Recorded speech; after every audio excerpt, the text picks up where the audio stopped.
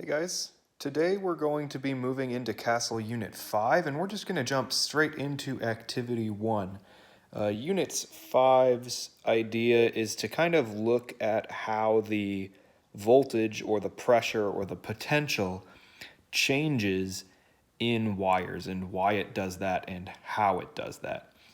And being the honors class, we already know a little bit about how that pressure or potential changes. We know that it's based on the distribution of charge, and that if there's a lot of negative charge in one place, more than is supposed to be there.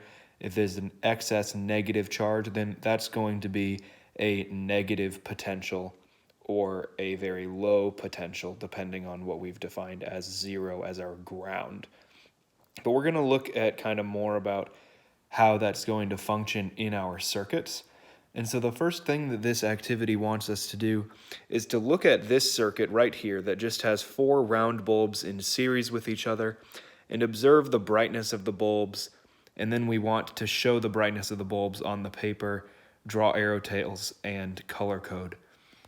And I'm not sure if at this point, if I remembered to give you guys all the necessary documents and instructions on that. So I'm also going to try to go over that a little bit more clearly. It's pretty simple, and most of you guys seemed to get it for the most part on that worksheet or quiz that I gave you. I wasn't very mean about it. You probably noticed that. So yeah, here goes nothing. So here I have our circuit with the 4 round bulbs in series in a single loop. And we see that these bulbs, they are lit, but they're not particularly bright. If I were to just have 2 bulbs, they would be much brighter than this. So they're not particularly bright, but they are lit. We'll call it a moderate or a kind of middle brightness, I guess. Again, this is very qualitative right now. We don't have a real measure of brightness. I'm not going to start recording the number of lumens that each one of these light bulbs is putting out. But we'll just go ahead and call it like a 2 on a scale of 0 to 4. And I am going to use a scale of 0 to 4 because we need that 0 to say that it's not lit. Okay, so I'm going to go ahead and we'll do these together. I forgot to take my markers out of my box, so... Okay. So first let's do the starbursts or the bulb rays to show how bright the bulbs are. This is pretty simple. I'm saying that this is like a 2 on a scale of 0 to 4. So I am just going to give each one of these bulbs just 2 little rays on either side of them to show that they are lit like about a 2 out of 4. Okay, so I could make them brighter. What really matters here is that we're showing that they are all the same brightness. That's what really is going to matter here. We're showing that they're all the same brightness, and that's important. Since these are all the same brightness and we're saying that the brightness is like a 2 out of 4, I'm going to say that the flow of charge is also like a 2 out of 4. And so I'm going to draw an arrow that has 2 arrow tails. And I'm going to use our electrons are negatively charged direction of flow. So we're saying that the charge is moving from negative to positive, or the electrons are getting pushed away from the negative side of the battery because they are negatively charged. And then we're going to color code this. Remember, I've got a bunch of different colors. We'll start with red. Okay, the positive side of the battery. Oh, that's my orange marker with a red cap on it. We'll start with red on the positive side of the battery to show that that has our highest pressure. And then I'm going to move on to blue. And this is kind of, so again, this is very qualitative. This is obviously not using numbers. We're just kind of playing around with colors here. But what's going to matter is that since we're showing that they're all the same brightness, we need to show that they all have the same pressure difference, the same voltage across them, because that's what's going to determine our brightness. And so I'm going to go ahead and just make a little scale here that goes from blue up to red. Okay, so we've got blue, green, we've got yellow,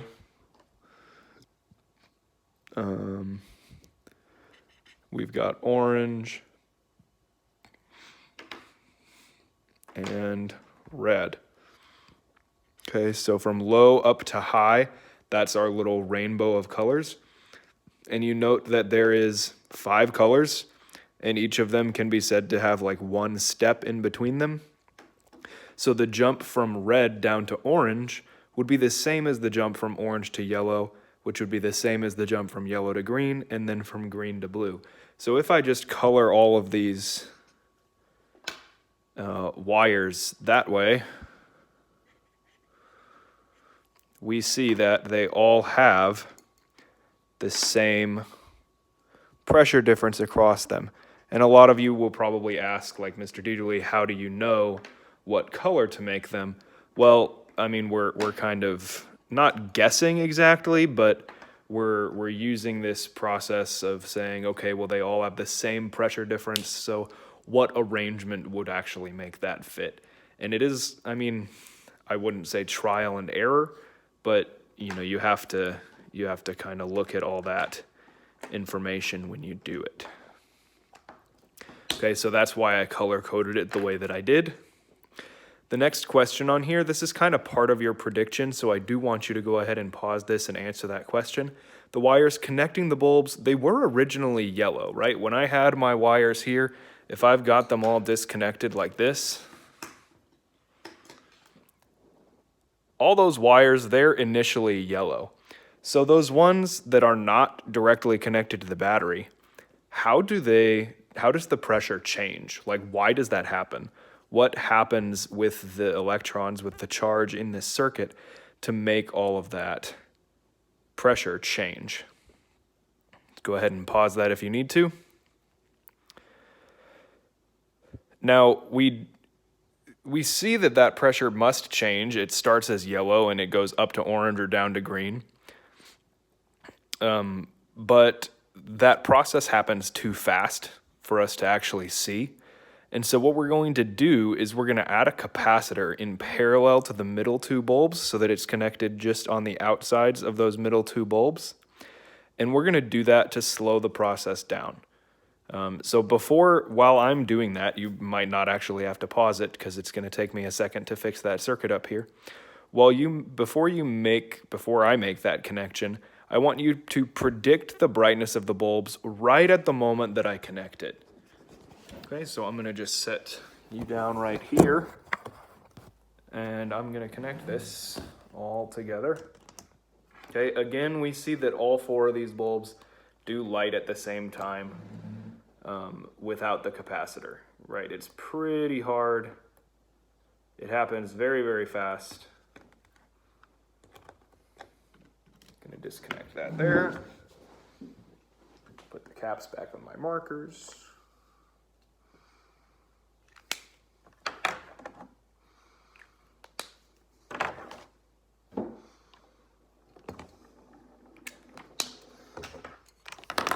Okay, I've got my capacitor here now.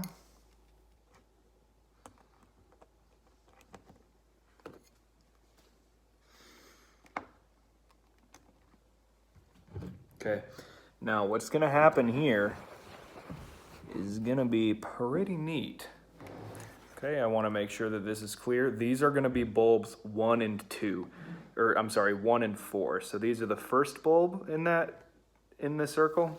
So if I take this, these are this bulb here and this bulb here. Bulbs 1 and 4. And then these 2 bulbs right here, these are bulbs 2 and 3. Okay, I'm gonna try to get myself positioned well so that you can actually see them all light. Okay, so again, bulbs 1 and 4, the ones on the that are directly connected to the battery, and then these are the ones that have the capacitor connected in parallel with both of them. So watch what happens.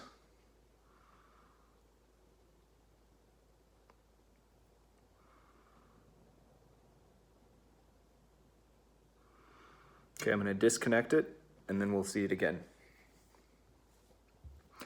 Okay, so we see these bulbs, 1 and 4, they light immediately, very, very bright.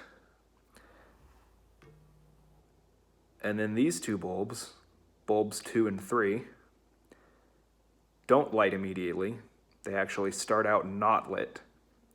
And while these bulbs gradually start to dim, these ones get brighter until they are all the same brightness. Okay, we'll watch that a couple more times. So I would say that bulbs 1 and 4, the first and fourth bulbs, they start out at the moment of connection, they are very bright. Whereas bulbs 2 and 3 at the moment of connection are not lit.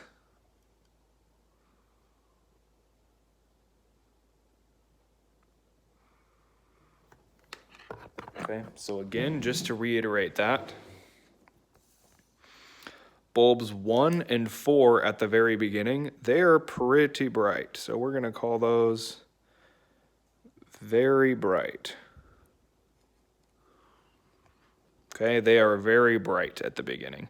Whereas bulbs 2 and 3, those middle two bulbs, they start out not lit.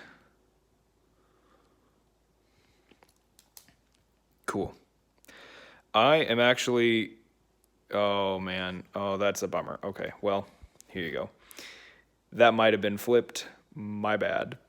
But you think you still get the gist of how that's gonna work. Okay, those first and fourth bulbs start out very bright. The second and third bulbs start out not lit.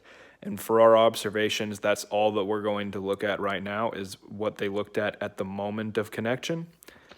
On the back side here, which I'm going to have you finish after we do the discussion in the second video that I'll post also just right below this. You're going to watch that second video first and then complete the backside, please. All right, peace.